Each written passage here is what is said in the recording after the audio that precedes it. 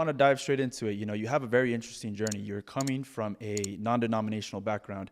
Talk to us a little bit about that, how you started and how you got to where you are today. Yeah, for sure. So I was born and raised in a non-denominational church. My dad is a pastor currently, and he has been since the early 2000s. So it's most of what I remembered as a child was growing up as a pastor's kid. And I was pretty devoted in the church, early on in my life. I was involved in various different ministries.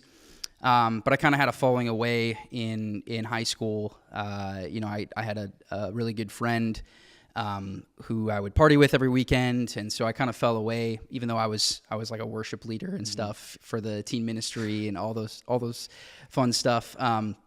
But I kind of had a falling away during that same time, and actually it was a trip to Israel of all places that really brought me back to the faith. It was seeing like the very places where Jesus walked. It's actually kind of funny looking back on it because I went to the Church of the Holy Sepulchre, but I was there as a Protestant, and so I didn't really appreciate it for what it was. So I want to go back to the Holy Sepulchre now, and really appreciate it. But regardless, that trip really radicalized my life, and I kind of redevoted my life to Christ after that trip. And then I went away to college. A couple years go by, and I meet my now wife. And it was actually a conversation back in early 2021 when she and I were dating. I had a conversation with her brother.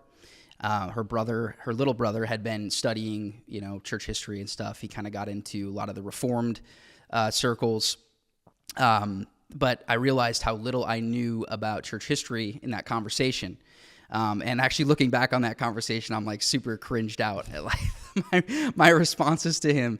But it helps me give, a perspective to like now when I engage with Protestants, like I can understand like where they're coming from because I was in those exact shoes. Regardless, that caused me to really start searching, into church history. And I picked up a book by Roger Olson, who is actually a evangelical scholar. It's called The Story of Christian Theology, and it's a heavy book. He's a professor, and it's basically a summary of like a church history class that he gives. So I was on deployment in 2022, picked up that book, and really just wrestled through it, and that was really where I stumbled upon Orthodoxy. Even though he doesn't talk about Orthodoxy a lot, he really focuses on kind of the Western side of the church. But it was interesting. There was almost something intuitively when I did stumble upon Orthodoxy that I knew it was true. It was something intuitive as soon as I started reading about it that I just knew that this was the truth. However, for a decent amount of time, I got kind of caught up into Calvinism. I was very convinced of Calvinism at this same point, and so that really deterred me from pursuing the Orthodox Church for a long time. And it really wasn't until I started engaging with, it was funny, I would engage with Orthodox Christians and Roman Catholics online, and it was really through that kind of back and forth that I started to see a lot of the holes in Calvinism. And ironically, it was actually reading St. Augustine, not just the quotes from St. Augustine by Calvin and Luther, no, like reading actual, like the primary source, St. Augustine, right? I realized very quickly that this saint was not Reformed. He was not even a Calvinist. I mean, he explicitly says that one can be justified and regenerated and still fall away, which is not the Calvinist belief.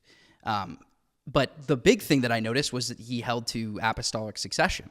He actually uses apostolic succession as an argument of like the heretics do not have this, which is why they're wrong. So it's not only that they're wrong theologically, it's that they're wrong because they don't have succession back to the apostles. And I realized very quickly that I don't have this in the Reformed Church. So it was after that was around 2024. 2023. That was late 2023 was when my wife and I finally set foot into an Orthodox church, St. Andrew's. Father Josiah Trenham's church was our first Orthodox church we attended. And I will never forget watching first of all, the iconography was incredible. I mean, I had been arguing against icon veneration now for as long as I had been arguing against Orthodox Christians, right? And I firmly believed that Nicaea II was idolatrous and all these things. But it was when I actually walked in and witnessed the iconography, when my entire perspective changed. I mean, immediately my mind went to, St. Paul in Hebrews when he says, we have this great cloud of witnesses, right? And we are surrounded by this great cloud of witnesses right here in this temple. And that's exactly what I noticed at St. Andrew's. The second thing I noticed was there has to be 250 children that lined up for communion. And they were all just so well behaved. And I was just I saw that and I was I want that for my future kids. I want my future kids to experience what these kids are experiencing right here. And I want to be able to tell them about each and every one of these saints.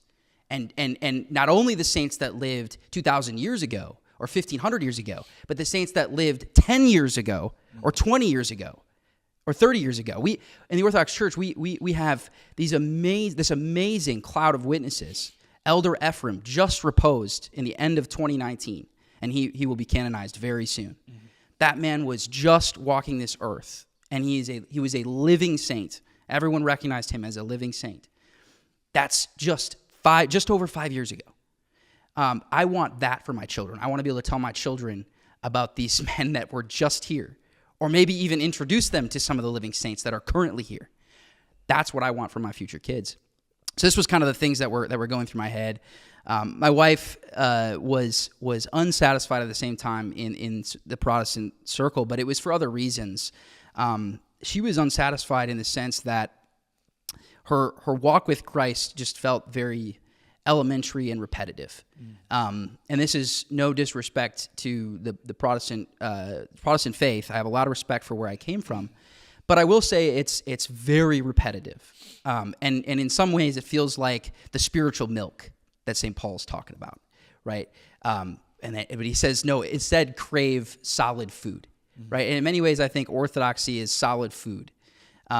Because, and this is really what my wife experienced, was kind of this shallow, it sort of stops at this, Jesus died for your sins. It's okay, what do I do now? Because this doctrine of sanctification, this understanding that okay, you've been justified and now you're being sanctified, right? But the problem with the Protestant understanding of that is that there's nothing actually ontological about that sanctification. You are already perfect in the eyes of God. You're already perfect. So all you're doing now in sanctification is really just obedience. That's all it is. It's because God says to do good things, right? In the Orthodox understanding of theosis, there is an ontological change. You are literally being transformed to be like Christ, ontologically. And St. Paul says in Romans 12, verse 2, he says, stop conforming to the pattern of this world and be transformed by the renewing of your nous. The Greek word there it's not the word for mind, it's nous, which in the Orthodox Church, the nous is the part of your soul that directly communicates with the uncreated energies of God. Right there in the Bible is the doctrine of the nous. That's how we're being transformed, through the nous, through the uncreated energies of God. And so all these things were things that I noticed, but really my wife was just unsatisfied with the Protestant answers to these questions. And so when we went to St. Andrew's, she was at a point of unsatisfaction, but when we were there, was a little overwhelmed. Mm-hmm. And I think a lot of Protestants have this experience when they first go to an Orthodox church. I was all about it. I was like, let's go. This is awesome. This is just masculine energy. This is dope. But my wife, she was a little bit overwhelmed. And it took some time. I will say that when we showed up in January of 2024 to this parish, St. Anthony's, we were ready. We were ready to convert. It took us, I think we went to St. Andrew's in September of 2023. And when we showed up here in 2024, we were fully convinced and fully ready to become Orthodox. Did she have any theological things she had to work through, or she was just kind of ready for it after? To be honest, the theological stuff, I was I was actually in some ways like debating with her on the opposite end when I was still Protestant. Like she was asking questions about like iconography and like, why don't we have iconography? Like, right. And I had to like, and looking back at the arguments I used, is super cringy now, but I did have to like almost argue the other side, when we were still Presbyterian. So she was actually quicker on getting over the theological issues than I was. For me, my journey was much more historical. And then for hers, it was much more just the unsatisfaction of the spiritual life in Protestantism.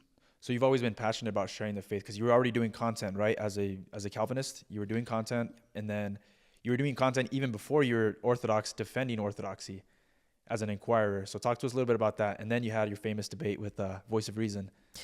Yeah, so I've always been passionate about apologetics, even when I was a non-denominational Christian. I had like a little bit of a YouTube presence back in like 2018 timeframe. I would make like response videos to Alex O'Connor, Cosmic Skeptic, right. Back before he only had like 50K subscribers or something. It was when he was still relatively small. But yeah, so I've always been passionate about apologetics. When I started studying church history, that's when I started engaging with the Roman Catholics and the Eastern Orthodox on the defense of Protestantism. And I do encourage all Protestants, like pick up that church history book and start to learn the answers to these questions. Start to understand where the canon came from. Start to understand the men that knew the apostles. I mean, St. Ignatius, St. Clement of Rome, these men knew the apostles, right? And so we should probably listen to what they have to say, right? So I learned these things very quickly as a Protestant and was defending the Protestant faith, and then, this led me to studying the Papacy. And I very quickly realized how weak the Protestant responses are to the Papacy. I remember I was listening to a response about Matthew 16, and they focus on like the Greek word for rock, and they say like, oh, like the Greek word that he uses for the church is a big rock, and then the Greek word for Peter is a little rock. And I'm just like, are you kidding me? Like that is a terrible response.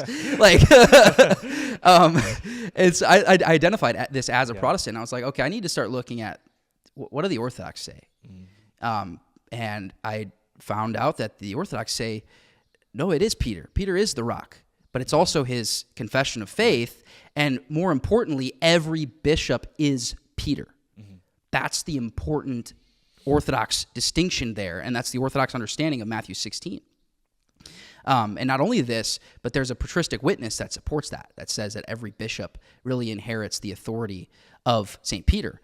And I actually make an argument about this that's a little bit different than a lot of people have heard before. I made this argument in my debate with Pine Sap. And it's that the canonical rank of the five patriarchs. It's interesting. Now, of course, Old Rome has always been the first see, right, throughout the first millennium.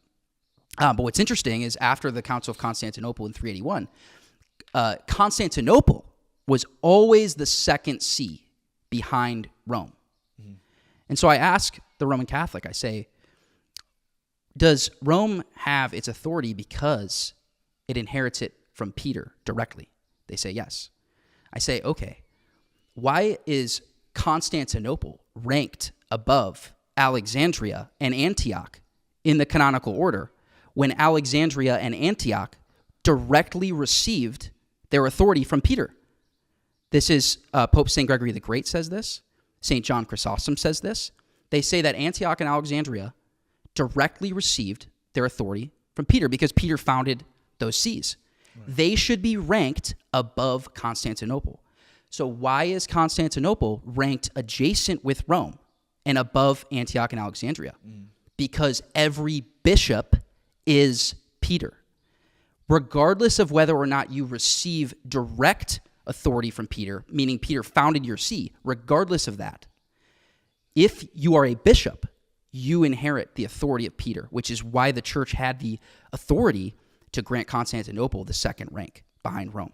What would you say? Like I've heard it from the Orthodox side as well, where they say that Rome did have a unique connection as a successor, as being, the Bishop of Rome being a successor of St. Peter, but they just don't grant all of the canonical privileges that, Vatican I does. But they do recognize that there is something unique about the Bishop of Rome. And I think it was it St. Ignatius of Antioch that says that Rome holds presidency over all the other jurisdictions. How does the Orthodox Church interpret those types of verses, I guess, from the letters of St. Ignatius of Antioch? Yeah, this is a good question, and I think a lot of people get sort of tripped up when they read these quotes by St. Irenaeus or St. Ignatius that speak very highly of Rome. And the first thing I would say is that I can find very similar quotes. Like there's a quote from St. John Chrysostom that's about Antioch that if I read it to you and just inserted Rome instead, you would think it was like Vatican I supremacy.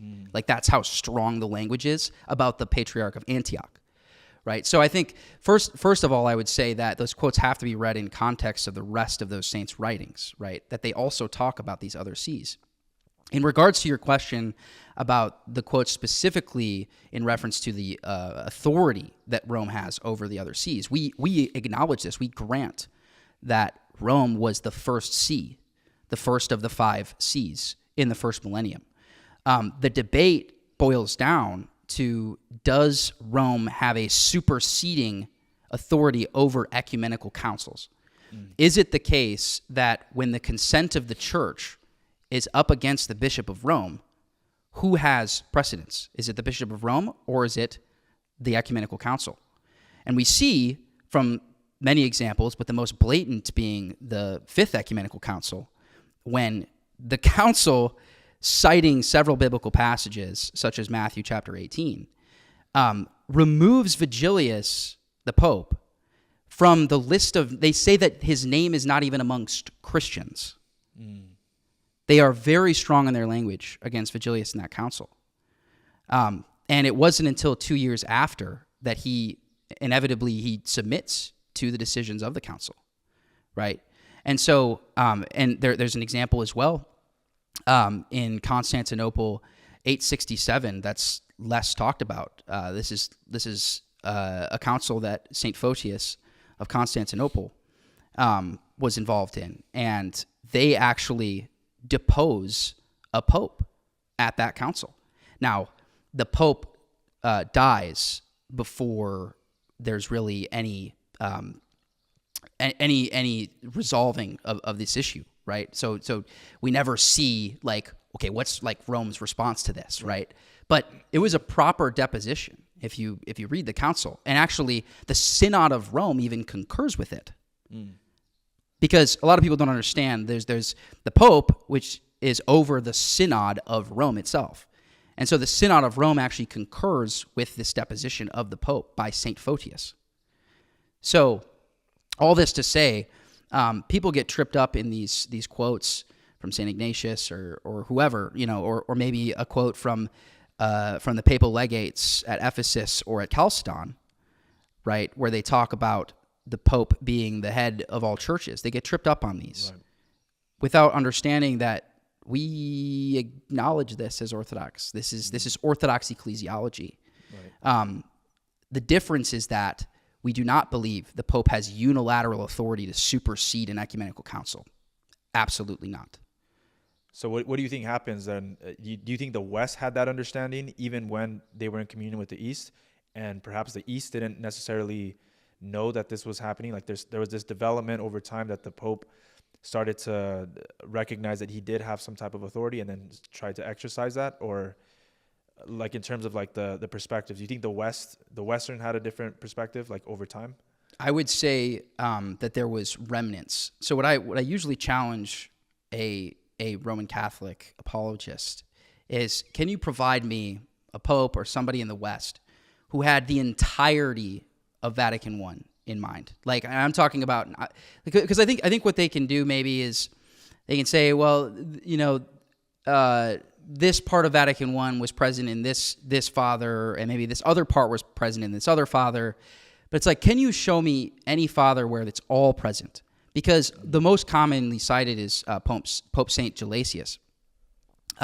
Very, very strong language that is usually referenced by Roman Catholic apologists. But what's interesting is, if you read Pope St. Gelasius, he did not believe in Vatican I. Mm-hmm. Pope St. Gelasius literally says that any bishop has the right to sever communion with any other bishop. Mm-hmm. That is directly opposed to Latin canon law. Only the Pope has the authority to sever communion. But Pope St. Gelasius says any bishop can do that. And that is really what binding and loosing is the ability to break and hold communion. And Pope St. Gelasius says any bishop can do it. So even your strongest Vatican I Pope doesn't have that view that only the Pope has that authority.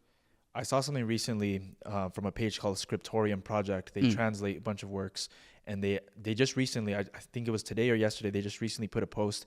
It's like the letters of Pope John VIII, and this is the Pope that was involved in the council with St. Photius, the one we were talking about, 879, I think.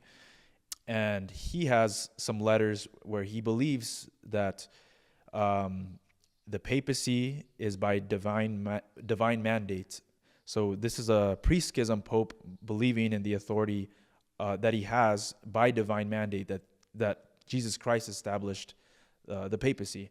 How do you reconcile those views and canon? Or I've heard Orthodox believe some of these things, and they say yes, it is, but you can lose it, type of thing.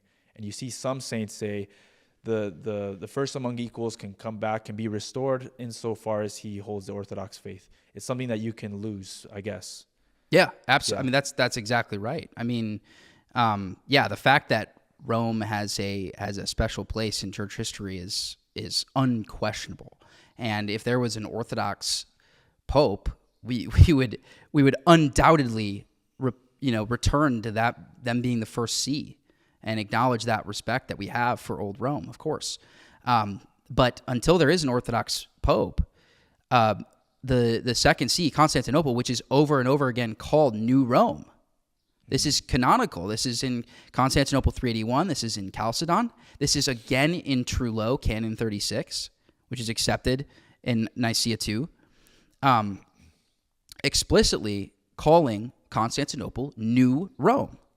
So it's not far-fetched that Constantinople would slide into that first see spot in the event that Rome does fall away, does no longer become Orthodox.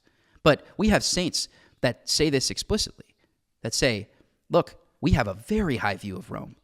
Rome is the first among all our patriarchs. However, if they are not Orthodox, we cannot enter into communion with them. What do you think about, so like I hear from Roman Catholic apologists, and I've never read the council, so I can't speak from what I've seen, but I've heard them say that in the councils of Ephesus and Chalcedon, there's explicit mention that the first see, the Bishop of Rome, the papacy, cannot defect. So there's not which harkens back to like papal infallibility and the papal dogmas that were later defined. What do you make of like that type of language? Is it just like lofty language? I've heard of like Byzantine flattery or you hear a bunch of like those types of words to describe what's happening at the councils. Yeah, this is a great question. And it's one that I really struggled with when I first started getting into this papacy question. But what I discovered very quickly is that we can find the same language about every patriarch and about the emperor even. We see in the Sixth Ecumenical Council where Matthew 16 is applied to the emperor himself. It says, the gates of hell will not prevail against your Orthodox empire. About the emperor. So we have the same language there. It also calls him inviolable there, which effectively means cannot err. Right. Cannot fall away. But the even stronger language, this is kind of ironic, the even stronger language as far as not falling away is actually found in Constantinople 869, which is not ecumenical for Orthodox, it's ecumenical for Roman Catholics. This is their 8th ecumenical council. In that council, it explicitly says that all 5 patriarchs, it lists them, and it says they can never fall away. And it quotes Matthew 16. Wow. Now, here's what's really interesting. It goes on. It goes on to say, what if 2 fall away? Or if 3 fall away? Or if 4 fall away? It says that God will bring back the others to the one. It doesn't list Rome as the one. Instead, it actually says that that one that's remaining Orthodox becomes the head. Really? Becomes the Wow. head of the I church. didn't know that. Yes.